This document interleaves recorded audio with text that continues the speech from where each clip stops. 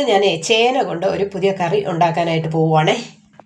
അതിന് വേണ്ടിയിട്ട് ഒരു പീസ് ചേന അതാ ഇങ്ങനെ ഞാനൊന്ന് സ്ക്വയറായിട്ട് ഞാനൊന്ന് അരിഞ്ഞെടുത്തിട്ടുണ്ട്. എല്ലാവർക്കും പേടിയാണ് ഈ ചേന ചൊറിയും എന്നുള്ളത് കൊണ്ടാണ് കൂടുതൽ പേരും ഈ ചേന വലുതായിട്ട് കറികളിലൊന്നും ഉപയോഗിക്കാത്തത്.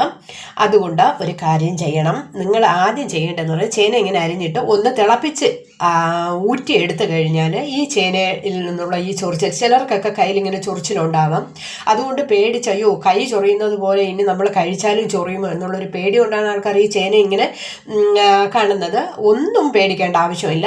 ഞാനിത് ഈ ചേന ഇങ്ങനെ അരിഞ്ഞെടുത്തിട്ടുണ്ട്. ഇനി ഈ പറയും പോലെ ചൊറിച്ചിൽ വല്ലതും വരണമെങ്കിലോ എന്ന് വിചാരിച്ചിട്ട് ഒരു പാത്രത്തിൽ വെച്ചിട്ട് ഒന്ന് തിളപ്പിച്ചെടുക്കാവേ. ഞാൻ ഒരു കുഞ്ഞു ഉരുളിയിൽ തട്ടിയിട്ടുണ്ട്. ഇനി ഒരല്പം ഉപ്പും കൂടെ ഇട്ട് തിളപ്പിച്ചെടുത്താൽ ഒന്നും പേടിക്കേണ്ട ആവശ്യമില്ല. ചേനയുടെ ചൊറിച്ചിലെല്ലാം അങ്ങ് തീർന്നു കിട്ടും കേട്ടോ. അപ്പം ഞാനിതൊന്ന് തിളപ്പിക്കാൻ വയ്ക്കുന്ന സമയം വേറെ കുറച്ച് ജോലികളുണ്ട്, അതുകൂടെ ഞാനൊന്ന് കാണിച്ചു തരാമേ. ഇനി ഇതിന് വേണ്ട സാധനങ്ങൾ എന്താണെന്ന് വെച്ചാൽ കുറച്ച് ചെറിയ ഉള്ളി ഞാനിതാ നല്ലവണ്ണം റെഡിയാക്കി വെച്ചിട്ടുണ്ട്. അതുപോലെ തന്നെ പച്ചമുളകും. ഇതിന് ഒരുപാട് മുളക് പൊടി ഇടാത്തത് കൊണ്ട് പച്ചമുളകാണ് ഞാൻ കൂടുതലും ഉപയോഗിക്കുന്നത്. നിങ്ങൾക്ക് എങ്ങനെ വേണോ ഇടാം. പച്ചമുളക് കുറച്ച് മതി എന്നുണ്ടെങ്കിൽ കുറച്ചിടാം. ഇത് വലിയ എരിവില്ലാത്ത പച്ചമുളകാണ്. ഇതാ കണ്ടോ, കാണുമ്പോൾ തന്നെ അറിയാം ഇതിവിടെ വീട്ടിൽ തന്നെ ഉണ്ടായതാണ്. ഭയങ്കരമായിട്ട് മുറ്റിയില്ല. പച്ചമുളകൊക്കെ ഇപ്പോൾ കായ്ച്ചു തുടങ്ങിയിട്ടുള്ളതേ ഉള്ളൂ. അതുകൊണ്ട് ഇച്ചിരി ഒന്ന് എരിവ് കുറവാണ്. അതുകൊണ്ടാണ് ഇത്രയും കൂടുതലെടുത്തത്. നിങ്ങളുടെ എരിവിനനുസരിച്ച് എടുക്കാം. അപ്പോൾ ചേന ഒന്ന് തിളച്ച് വരുന്ന സമയം ഇതും ഒരിടത്തിരുന്നോട്ടെ. ഇത് ചേന നല്ലവണ്ണം തിളച്ചിട്ടുണ്ട്. ഇത് മതി, ഒരുപാട് വെന്ത് പോകണ്ട. ഒന്ന് തിളച്ച് നമ്മൾ ഇതൊന്ന് വാർത്തെടുത്താൽ മതി. ഇതാ ഒന്ന് നല്ലവണ്ണം തിളച്ചിട്ടുണ്ട്. ഇനി ഇതിനെ ഒന്ന് ഊറ്റി എടുക്കാം. അതിൻ്റെ വെള്ളമയമൊക്കെ ഒന്ന് കളഞ്ഞിട്ട് നമുക്ക് ഊറ്റി വയ്ക്കാം. ഇതാ ചേന വാർത്തൊക്കെ മാറ്റി വെച്ചിട്ടുണ്ട്. ഇനി ഒരു ചീനച്ചട്ടിയോ കടായിയോ എന്താണെന്നുള്ളതൊന്ന് ഗ്യാസിൽ വെച്ചതിന് ശേഷം അടുത്ത പരിപാടിയിലോട്ട് പോവാം. ഇതാ ഞാൻ ഇരുമ്പ് ചീനച്ചട്ടി തന്നെ അടുപ്പി വെച്ചിട്ടുണ്ട്. ഇച്ചിരി കടുക് അങ്ങോട്ട് ഇട്ട് കൊടുക്കാം. ഇതൊന്ന് പൊട്ടി വരട്ടെ. കടുകൊക്കെ പൊട്ടി വന്നിട്ടുണ്ട്. ഇച്ചിരി കറിവേപ്പില ഇട്ട് കൊടുക്കാം. ഇനി അരിഞ്ഞു വെച്ചിരുന്ന പച്ചമുളക് ഇട്ട് കൊടുക്കാം. അതിൻ്റെ കൂടെ തന്നെ ചെറിയ ഉള്ളിയും കൂടെ ഒന്ന് ഇട്ടു.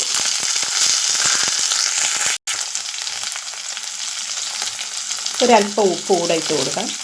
നമ്മൾ ചേന വച്ചപ്പോൾ കുറച്ച് ഉപ്പിട്ടു, അതുകൊണ്ട് ഉപ്പ് സൂക്ഷിച്ചിടുക. നമുക്ക് അറിയാമല്ലോ, ഉപ്പിൻ്റെ ക്വാണ്ടിറ്റി അറിയാമായിരിക്കുമല്ലോ. ഇതൊന്ന് 1 മിനിറ്റ് ഈ ഉള്ളിയും പച്ചമുളകും കൂടെ ഒന്ന് വഴണ്ടി വരട്ടെ. അതിനുശേഷം ചേന ഇതിലോട്ട് തട്ടിക്കൊടുക്കാം. ചേന വെന്തിട്ടൊന്നുമില്ല, എന്നാലും ഒരുവിധം ആ പച്ചപ്പ് മാറിയിട്ടുണ്ട്. അപ്പോൾ ഇതൊന്ന് വഴറ്റിയതിന് ശേഷം 1 മിനിറ്റ് ഇതൊന്ന് കിടന്നതിന് ശേഷം ചേന ഒന്ന് ഇട്ട് കൊടുക്കാം. 1 മിനിറ്റ് കഴിഞ്ഞിട്ടുണ്ട്. ഇനി നമ്മൾ വാർത്ത് വെച്ചിരുന്ന ചേന ഇതിലോട്ടൊന്ന് ഇട്ട് കൊടുക്കാം.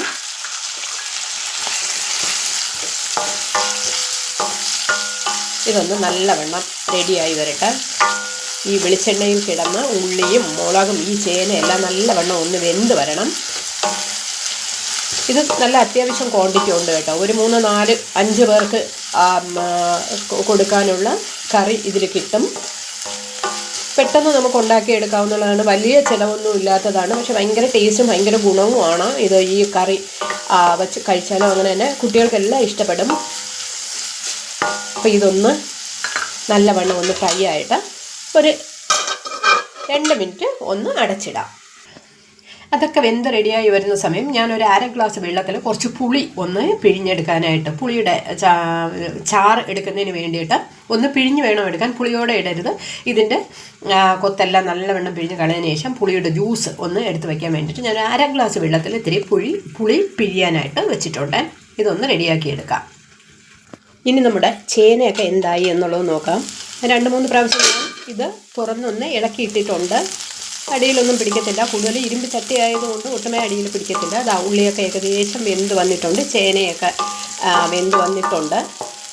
ഇതാണ്ടോ, കാണുമ്പോൾ തന്നെ അറിയാമല്ലോ, ഉള്ളിയൊക്കെ നല്ലവണ്ണം ചുവന്ന് തുടങ്ങിയിട്ടുണ്ട്. ഒരുപാട് ചുവക്കയൊന്നും വേണ്ട, ബ്രൗൺ നിറമൊന്നും ആവേണ്ട ആവശ്യമില്ല. ഇച്ചിരി ഒന്ന് ഉള്ളിയൊക്കെ നല്ലവണ്ണം ഒന്ന് വെന്ത് കിട്ടിയാൽ മതി. അത്രയുടെ ആവശ്യമേ ഉള്ളൂ. ഇനി നമുക്ക് ചേർക്കേണ്ടത് എന്തെന്ന് വെച്ചാൽ 1 സ്പൂൺ കാശ്മീരി മുളക് പൊടിയാണ്. അതാകുമ്പോൾ നല്ല നിറം കാണും. അതുകൊണ്ടാണ് 1 സ്പൂൺ മല്ലിപ്പൊടിയും കൂടെ ചേർത്തിട്ടുണ്ട്. ഇതൊന്ന് നല്ലവണ്ണം ഇളക്കി ഈ പച്ചമണമൊക്കെ മാറുന്നത് വരെ ഒന്ന് ഇളക്കി കൊടുക്കാം.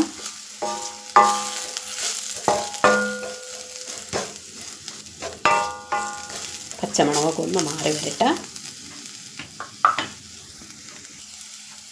ഒരു പിഞ്ച് കായപ്പൊടി കൂടെ ചേർത്ത് കൊടുക്കാം. ഇതൊരു ഫ്ലേവറിന് വേണ്ടിയിട്ടാണ്, അല്ലാതെ ചേർത്തില്ലെങ്കിൽ ഇത് ഓപ്ഷനിലാണ്, വേണമെന്നൊന്നുമില്ല. ഉലുവപ്പൊടി വേണമെങ്കിൽ ഒരു നുള്ളു ഉലുവപ്പൊടി വേണമെങ്കിലും ചേർക്കാം. ഞാൻ പക്ഷേ അതിൽ ചേർക്കുന്നില്ല, കാരണം കായം മതി. നല്ലവണ്ണം വരണ്ട് വന്നിട്ടുണ്ട്. ഇനി ഇതിൽ ഒരു 1/2 ഗ്ലാസ് ചൂടുവെള്ളം ഒന്ന് ഒഴിച്ചു കൊടുക്കാം.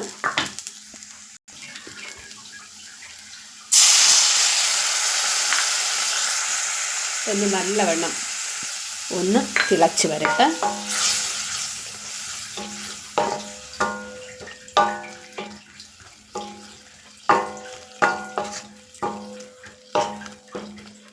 നല്ല മണം വരുന്നുണ്ട്.